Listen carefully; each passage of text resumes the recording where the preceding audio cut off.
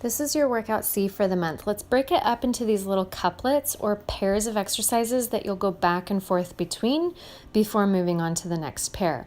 Start with your band around your feet. We're going to tap one foot forward, side, and then back. And as you're doing that tapping, keep your hands up in prisoner position and sit low into your hips like an athletic position. You'll end up noticing that your non-moving leg ends up being the one that works the most. As soon as those are completed, pull the band up so it's above your knees, and we'll do banded squats. So plant your feet wide. That band is going to try to squeeze your knees together, and as you squat down, really press out and open against the band, and you should feel your hips and your glutes working really hard as you squat. As soon as you're done with these squats, go back to that first exercise and do the three-way taps. When that full couplet is completed, we'll move on to the next couplet. We're going to start with elevated push-ups, nothing fancy here. Once again, working on really good push-up technique.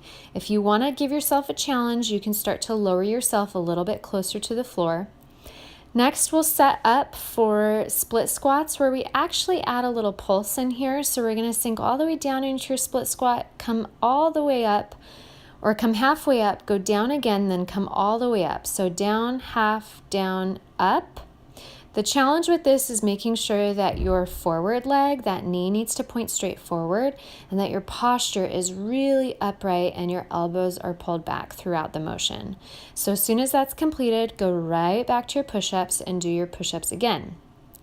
Your third couplet is going to be down on the floor. We'll start with these crossover mountain climbers. So this is your push-up position.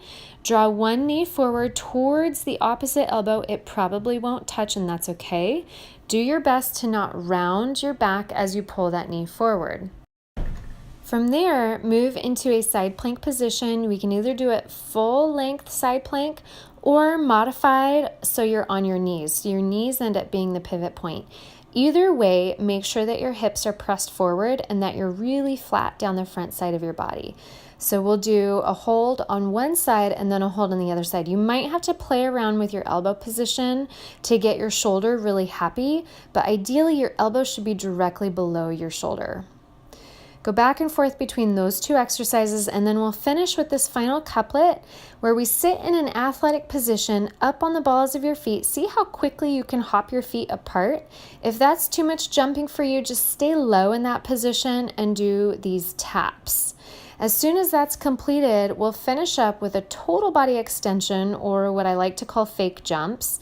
Give yourself a big deep squat, winding up with your arms, and then at the top you're going to stretch all the way up high, lifting up on your tippy toes, straightening everything out. Go right back to that first exercise and you're done with that whole circuit.